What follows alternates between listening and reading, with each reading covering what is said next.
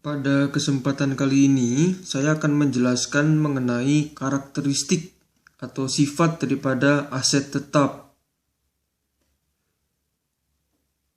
Semakin pesatnya pelaksanaan pembangunan di berbagai sektor industri yang didukung oleh kemajuan teknologi dan globalisasi pasar internasional akan berdampak pada timbulnya persaingan yang ketat di antara perusahaan, khususnya yang bergerak dalam bidang industri sejenis.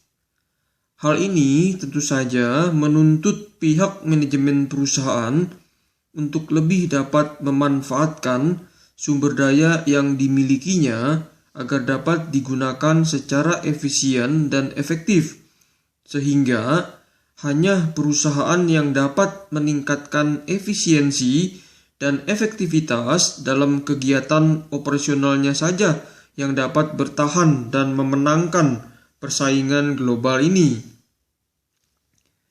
Untuk mendukung kegiatan operasionalnya, setiap bentuk badan usaha yang ada saat ini, mulai dari yang berukuran kecil hingga yang besar, pasti akan memanfaatkan aset miliknya. Aset-aset tersebut bervariasi jenisnya, tergantung pada sifat aktivitas usaha yang dijalankan oleh perusahaan.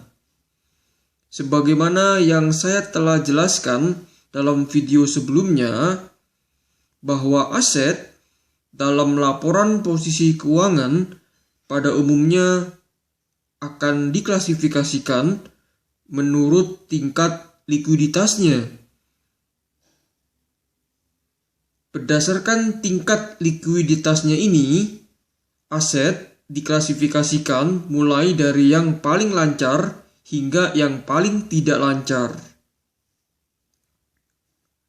Salah satu subklasifikasi dari aset yang dimiliki perusahaan adalah aset tetap atau fixed asset.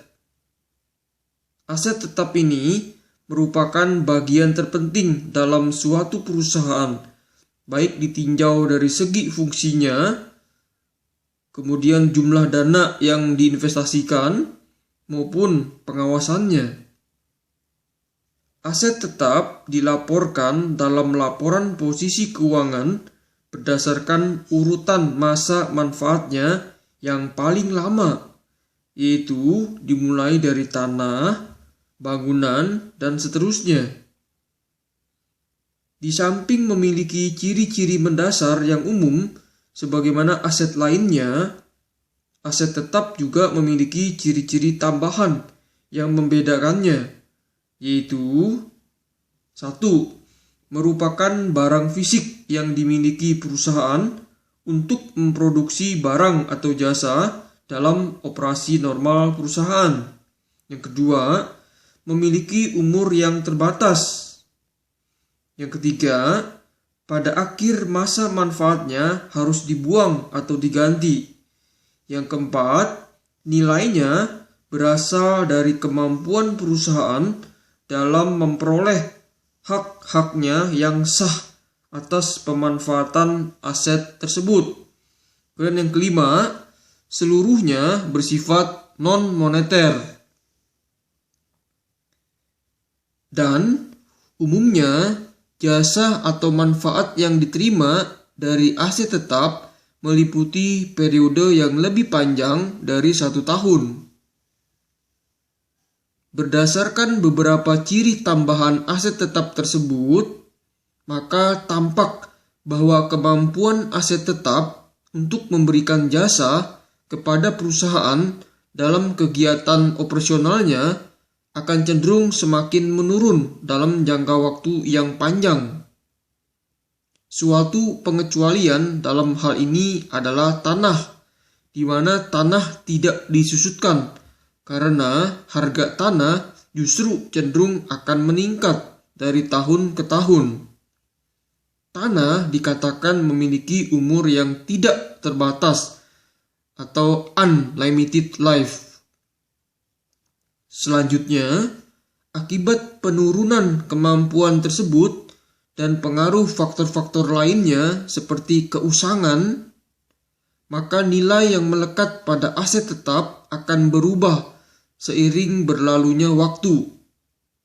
Inilah yang mendorong perusahaan untuk melakukan penyusutan atau depresiasi atas aset tetap yang dimilikinya. Sebagai kesimpulan, aset tetap merupakan aset jangka panjang atau aset yang relatif permanen. Aset tetap merupakan aset berwujud atau tangible asset karena terlihat secara fisik. Aset tetap dimiliki dan digunakan oleh perusahaan serta tidak dimaksudkan untuk dijual sebagai bagian dari kegiatan operasi normal perusahaan. Aset berwujud ini diperoleh baik dalam bentuk siap pakai atau dengan dibangun terlebih dahulu.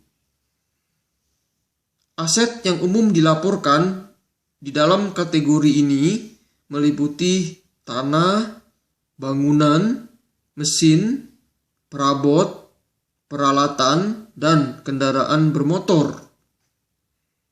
Dalam beberapa industri seperti industri utilitas, contohnya adalah perusahaan yang bergerak dalam bidang jasa penerbangan, pelayaran, pembangkit listrik, atau telekomunikasi, aset tetapnya bisa menempati bagian yang sangat signifikan pada total aset perusahaan secara keseluruhan. Demikianlah penjelasan dari saya mengenai sifat atau karakteristik yang melekat pada aset tetap. Semoga bermanfaat. Terima kasih, salam sukses.